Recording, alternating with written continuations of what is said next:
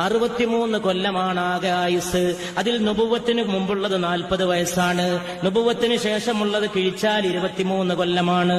ആകെ കൂടി കിട്ടിയത് 23 കൊല്ലമാണ്.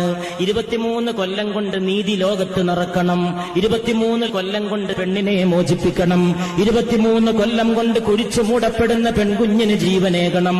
23 കൊല്ലം കൊണ്ട് പെണ്ണിന് സ്വത്തവകാശം കൊടുക്കണം.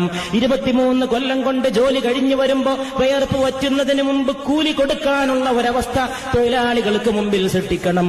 23 കൊല്ലം കൊണ്ട് വിദ്യാഭ്യാസം പ്രചരിപ്പിക്കണം. 23 കൊല്ലം കൊണ്ട് കറുത്തവനെയും വെളുത്തവനെയും ഒരേ പാത്രത്തിൽ നിന്ന് ഭക്ഷണം കഴിപ്പിക്കണം.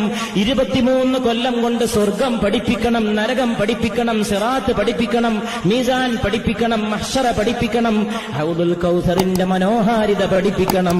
23 കൊല്ലം കൊണ്ട് രാഷ്ട്രീയ നീതി, 23 കൊല്ലം കൊണ്ട് എക്കണോമിക് ജസ്റ്റിസ്, സാമ്പത്തിക നീതി, 23 കൊല്ലം കൊണ്ട് പൊളിറ്റിക്കൽ ഫ്രീഡം, രാഷ്ട്രീയ സ്വാതന്ത്ര്യം, 23 കൊല്ലം കൊണ്ട് പേഴ്സണൽ ചാസ്റ്റിറ്റി, വ്യക്തിപരമായ വിശുദ്ധി, 23 കൊല്ലം കൊണ്ട് ഫാമിലി അഡ്മിനിസ്ട്രേഷൻ, കുടുംബത്തിന്റെ ഭരണം, 23 കൊല്ലം കൊണ്ട് നാഷൻ ബിൽഡിംഗ്, രാഷ്ട്ര നിർമ്മാണം, 23 കൊല്ലം കൊണ്ട് കൾച്ചറൽ റിനൈസാൻസ്, സാംസ്കാരിക നവോത്ഥാനം, 23 കൊല്ലം കൊണ്ട് സിവിലൈസേഷൻ, നാഗരികത, 23 കൊല്ലം കൊണ്ട് അതിനേക്കാളൊക്കെ അപ്പുറം ആകാശഭൂമികളെ പടച്ച റബ്ബിനെ പഠിപ്പിച്ചു കൊടുക്കണം ജനങ്ങൾക്ക്.